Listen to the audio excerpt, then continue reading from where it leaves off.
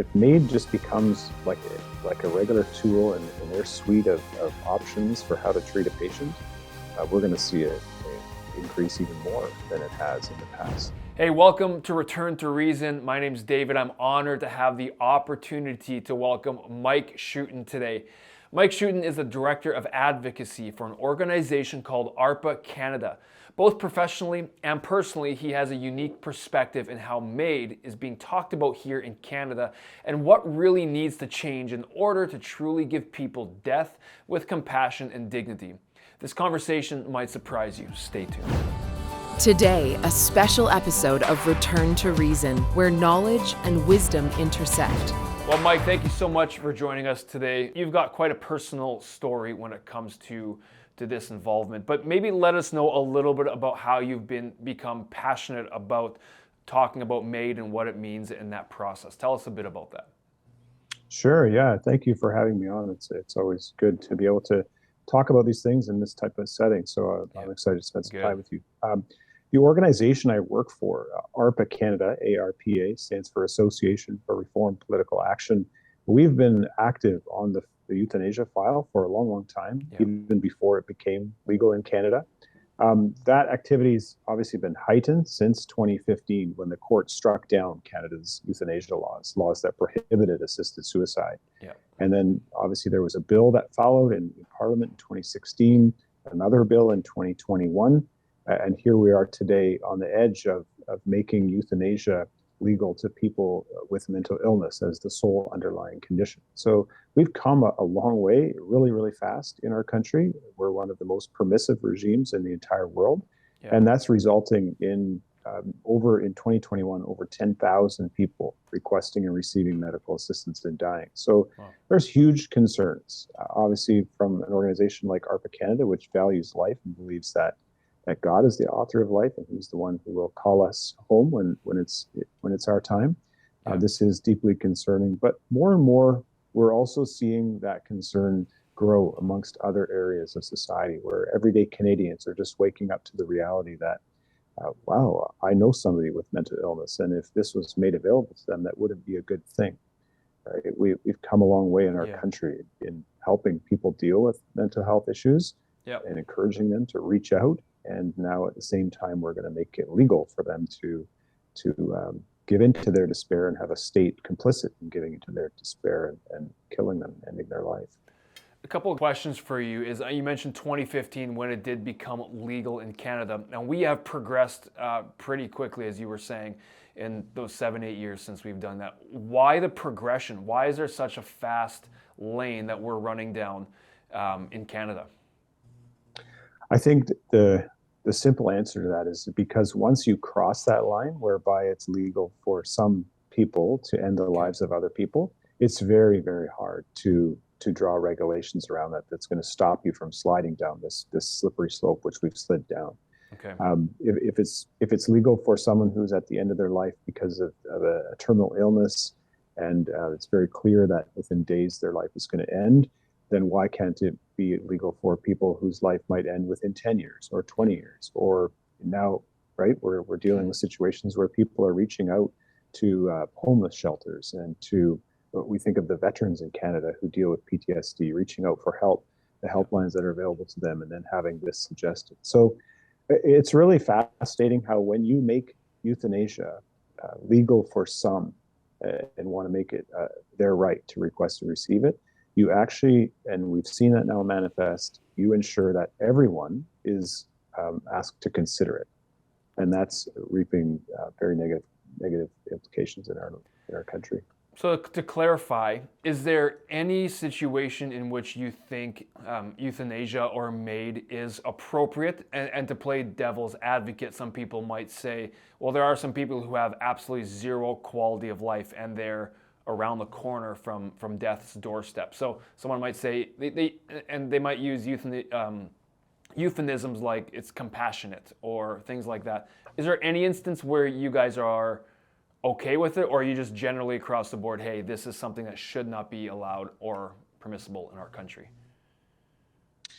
As a Christian organization, we do take directive in our principles from God's word, and God's word is clear that it shouldn't be legal for one person to take the life of another person, no matter what suffering they're enduring, no matter how far into despair they've been led. And I do want to share with you a personal story, if I may, because absolutely, working on this topic, the policy of euthanasia and the legal regulations around it is one thing.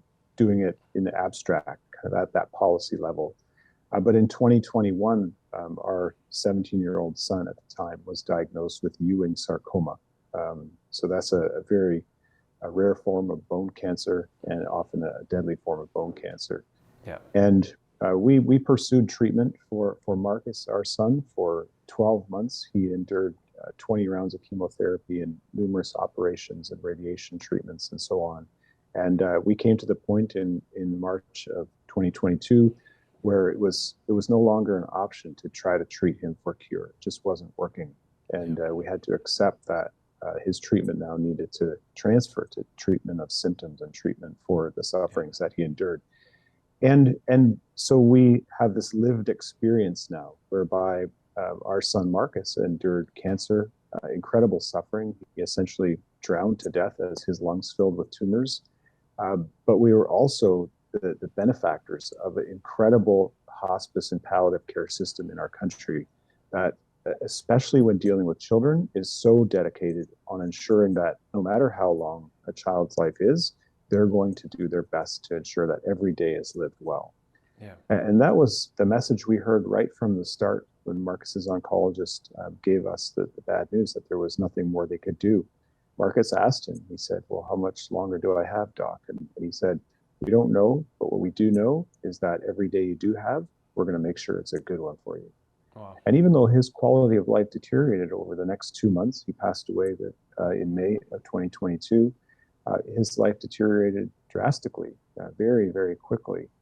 Every day there was something to be thankful for. Every day there was something to be joyful about. And that's because the people around Marcus, his medical team, us as parents, his family, all were focused on quality of living and focused on ensuring that the symptoms were dealt with in such a way that we could be thankful for every day that God gave to us. Yeah. So we experienced that. We don't know why God wanted us to experience that, but during that time, Marcus was very aware that the work that I did with ARPA Canada connected to what we were going through. He even said to me at one point, he said, Dad, I can see how there's a connection. And if we can if you can use our experience of suffering and my illness to make a difference in our country, then do it. Yeah. So I feel confident as a dad in talking about this because he would want that. Even though he wasn't a public figure, he understood that there's power in story and in sharing the testimony of his, what we often refer to as a good death. Yeah. Yeah. Well, it sounds like an amazing young man to have those as some of your final thoughts, to be helping others. And that's a picture of him, I believe you have over your shoulder there, of Marcus. Mm-hmm. We're sorry for your loss. And so you have obviously a very personal experience with this and of you guys walking through. Was the option of MAiD ever presented to you guys as you were walking this out with Marcus? Mm-hmm. No, I can say thankfully that it never was. And we were so thankful because we know that if Marcus's doctors or us would have entertained that or talked about that, that he would have heard, oh, they're giving up on me. Yeah. And that would have had an incredibly negative impact on his disposition towards life and towards his suffering and towards just trying to make every day a good day. It's an interesting point that you made there, is that if you guys were presented that option, that it seems it would have brought this whole other set of circumstances and factors, not only for the mind of someone who's going through a trial like that, but also the family and the people around that a lot might categorize as completely unnecessary. There's this extra stress that's involved. Okay, can you maybe speak on a little bit, if that becomes common in Canada, presenting and walking down that path, what kind of weight would that add to the situation walking through it? Well, it's a challenge for us to try to understand how that would have played out if it would have been presented to us in that situation.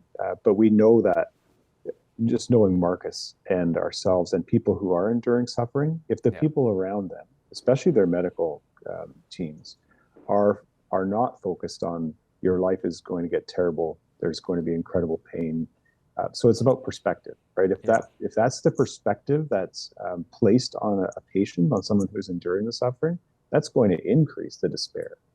And I mean, granted, of course there's despair. Somebody, especially a 18-year-old kid, gets told that you're not going to live very long anymore. That can lead to despair. So then it's up to us as human beings surrounding that fellow human being to try to address that despair, not by feeding the despair.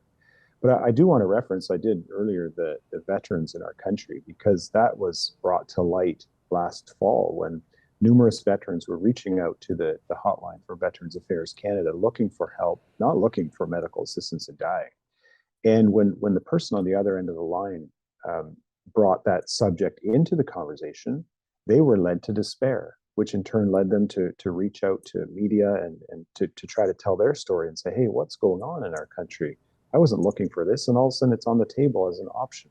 Yeah. That means that the person I've been talking to and looking to for help is now trying to affirm to me that my life's not worth living anymore, and I might want to consider ending it.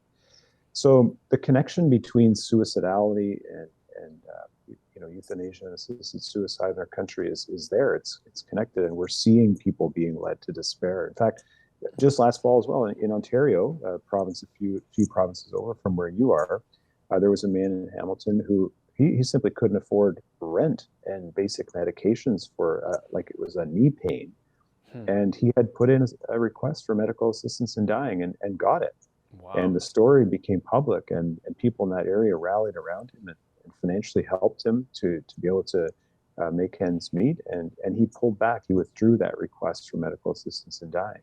Wow. So, yeah, I think that there's a lot of things to be concerned about. So back to your earlier question, Sure. right, about would we support as an organization or even personally someone's request for euthanasia in any instance?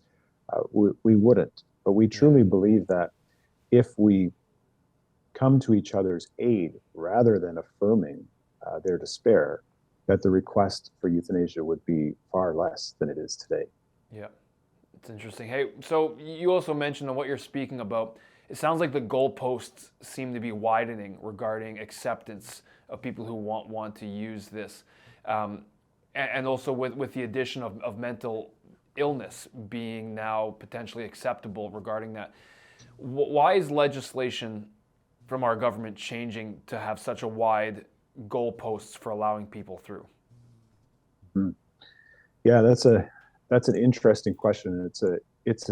It's hard to answer in full, because from the work that we do and the people we talk to, often it appears as though the people who are advocating most for expanding euthanasia to more and more are people who are able-bodied and well. They don't have a terminal illness. They don't have mental illness. And their push to expand it, I think, is because of what they think might come in the last days of their life. Or if they ever get Alzheimer's, they don't want to live. They just want somebody to end their life. So my wife and I had an opportunity, an invitation to speak to a parliamentary committee that's reviewing Canada's euthanasia laws. And so we shared our story of Marcus's suffering and death and made some recommendations to them in regards to expanding it to mature minors, to children. Yeah. And recommended they don't do that. But in the course of that meeting, there were a lot of exchanges between ourselves and members of parliament and senators. And we could really feel there that they were seeking to advance this because of what they feared might come for themselves. Okay. And I think that's unfortunate. That's unfortunate that people have that disposition. That again speaks to that perspective that I talked about earlier, where if you or I or anybody thinks about suffering, of course we would dread that, if you will. We wouldn't wish that on anybody. We wouldn't want to endure that ourselves. But we live in a country where if that does occur, and we know that everyone's going to endure suffering in one form or another, that the tools can be there to assist each other and help each other through that. And it's not a foreign concept when it comes to things like terminal illness or mental illness. We do this in other spheres all the time, right? I mean, a big part of the conversation in the public sphere today is homelessness. And what do we do with people that have addictions? We don't let them just be in their despair. We do everything we can to assist them, to help them, to find ways in which we can ensure that they can be productive members of society again and flourish as human beings. Yeah. We need to do that with people who have a terminal illness like Marcus. We need to do that with people who have mental illness and do have suicidal thoughts. We need to surround them with the tools they need and the compassion that is required to bring them out of that and help them see their life as worth living. So what are some of the main initiatives that you are working and ARPA is doing to help educate people when it comes to assisted suicide and euthanasia? What are you guys working on right now? Mm-hmm. So it's called the Care Not Kill campaign. So if your viewers just go to carenotkill.ca, that's the URL. And what we're doing through that is a couple of things. Primarily is just educating Canadians as to what's going on, because it's quite surprising how many Canadians still are not aware that euthanasia is legal, that it's legal for so many people for a multitude of reasons. And when they become aware of that and understand the consequences, the implications of it, and how many people are requesting and receiving it, they're concerned as well. So a big part of that website and that campaign is just educating Canadians. But then there is also a part that is about action. ARPA Canada in the acronym uses the word action. We're very much an organization that doesn't want to just sit on the sidelines and complain about things. We want to find solutions. So encouraging people to get in touch with their members of parliament and explain their concern, either through phone calls, emails, visits to your member of parliament. We also have on the website flyers that people can distribute into their neighborhoods, just simple flyers that are non-offensive, but again, educate people as to what's happening. And we want to build on that because we're starting to see fruit. And one of the fruits was just prior to Christmas, the Liberal government, Justice Minister David Lametti, announced that they were going to delay the next expansion of euthanasia. So it's set to kick in March of this year, whereby people with mental illness can avail themselves of it.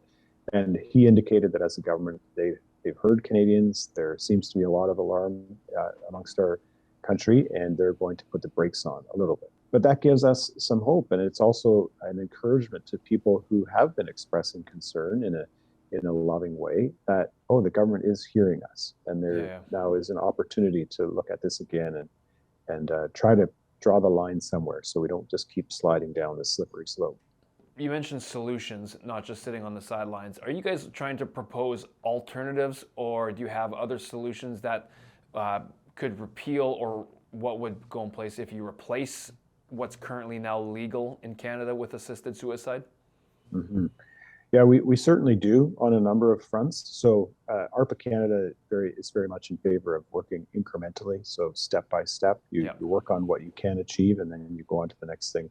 On our website, arpacanada.ca, there's numerous initiatives that would slowly change this, redirect it. So some of them have to do with euthanasia as it relates to people with disabilities. Sure. Some of them have to do with euthanasia as it relates to the different safeguards that are in place and trying to put in more stringent safeguards. Yeah. But then also at the same time, we have done some work and we have some policy papers on palliative care.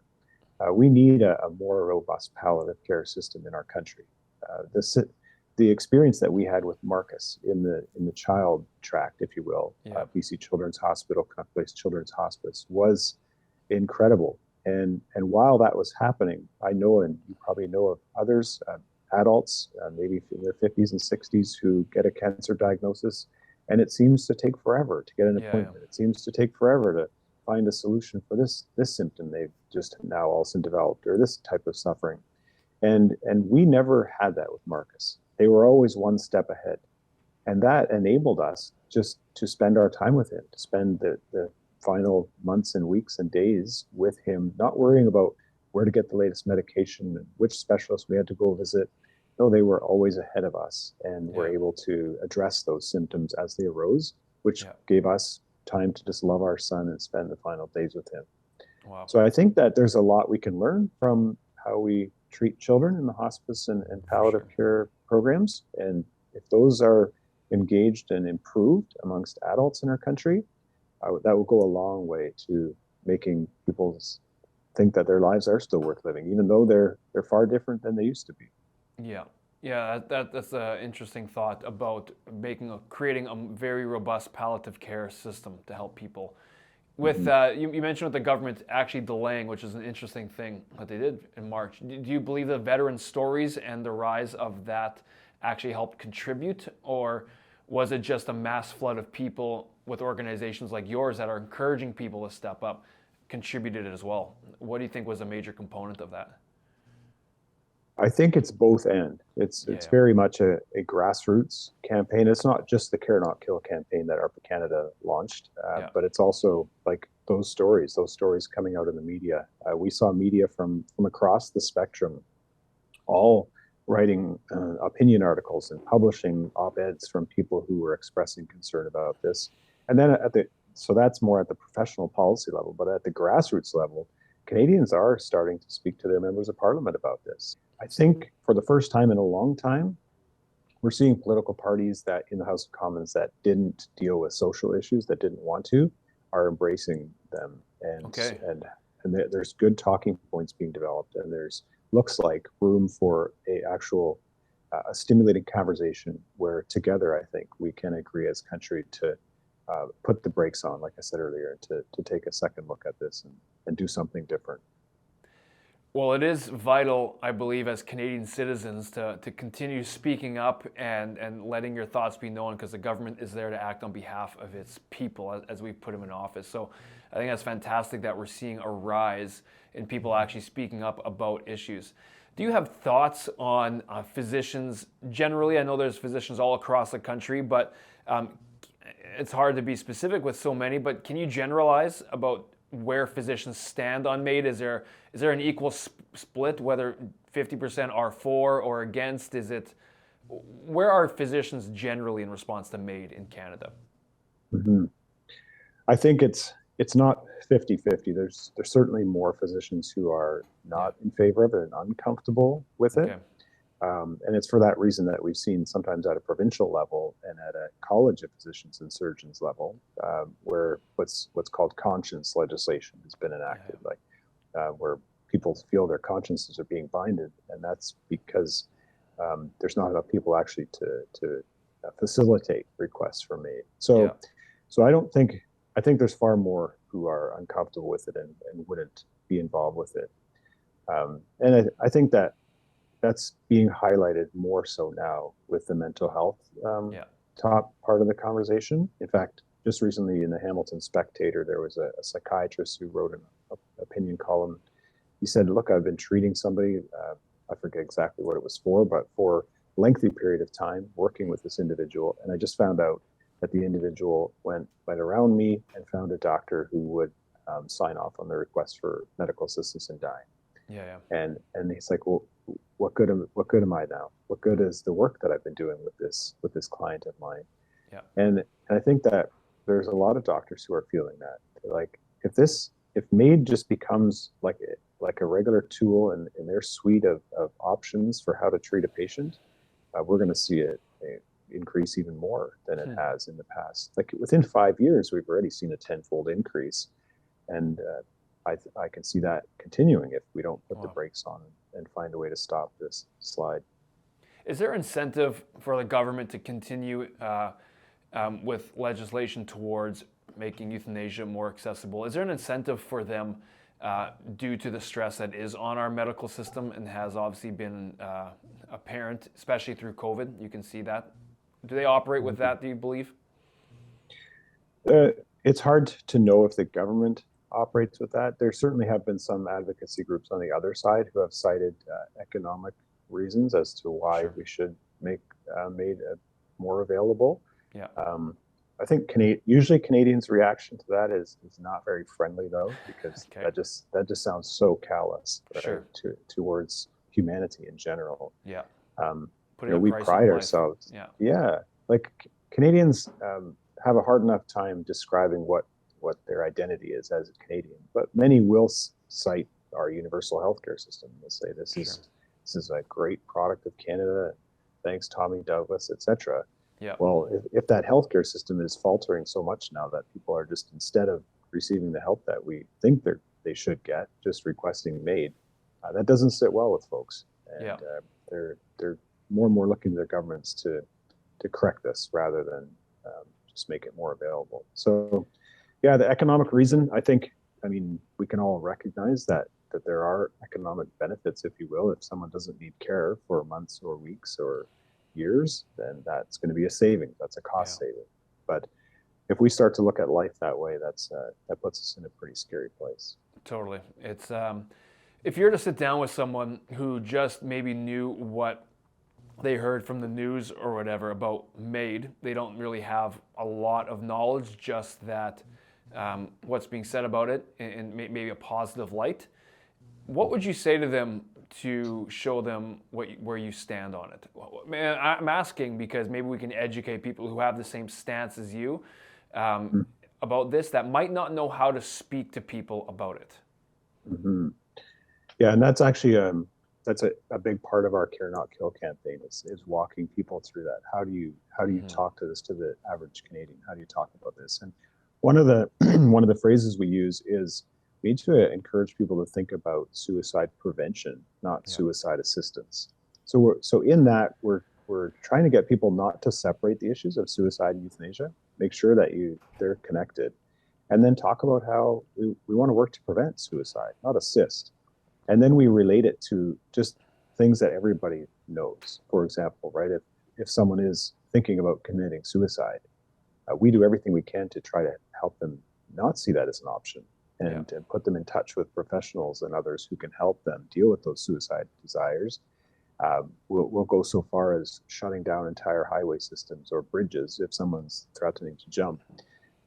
We should not then, on the other hand, open up regulations to allow them to just have the state meet that desire and their life for them. So trying to relate to people in everyday language so they understand it. And especially, again, to the mental illness one, most people know someone that's struggling with anxiety or some form of mental illness. And to just talk about how we need to love those people. And people, that's what Canadians are doing right now. We've made huge strides. Next week in Canada, we're celebrating Bell Let's Talk Day. A day that's set aside to encourage Canadians who are struggling to reach out, talk to somebody. And then on the other hand, we're going to just make it so easy for them to do what sometimes they want to do in their life. So, but just encouraging people to talk to their neighbors about despair and suffering, and how it is a part of life, and we can reach out to each other in ways that encourage living, not dying. Yeah. Interesting point you bring up with Bell Let's Talk Day, which is a massive day that's been growing over years, about helping people with mental illness, and you could argue that euthanasia and MAiD is almost giving people an easy way out and advocating for ending your own suffering in a sense. Hey, if people want to help you guys, support you, follow what you're doing, can you let them know how they can best connect with you guys? Sure, yeah. So on both those sites, carenotkill.ca as well as our website, arpacanada.ca, so ARPA Canada.ca, you can sign up for our newsletter, so you'll be then kept in touch with us because the developments are changing so quickly on this topic, and then therefore the action items that we ask of people are changing. That's the best way to stay in touch. And then, if you do have viewers who are from outside Canada, we're very encouraged that the international community is also recognizing where Canada's going and expressing alarm. And internationally, there's jurisdictions around the world whose leaders are also putting pressure on Canada to do something about this. So if you're from outside Canada, we thank you for your support. And if you want to support us, simply go to those websites, and you can find ways to do so there. Awesome. Well, it's been great chatting with you today, Mike. I appreciate you taking the time to let us know about what you guys are doing. I wish you all the best, and looking forward to doing this again. Thank you, David. You are an essential part of this series. Support truth, knowledge, and wisdom by sharing this show with a friend. Visit returntoreason.tv. There, you can subscribe to our newsletter by clicking Become an Insider. Get the latest articles, episodes, and exclusive content. It's Return to Reason.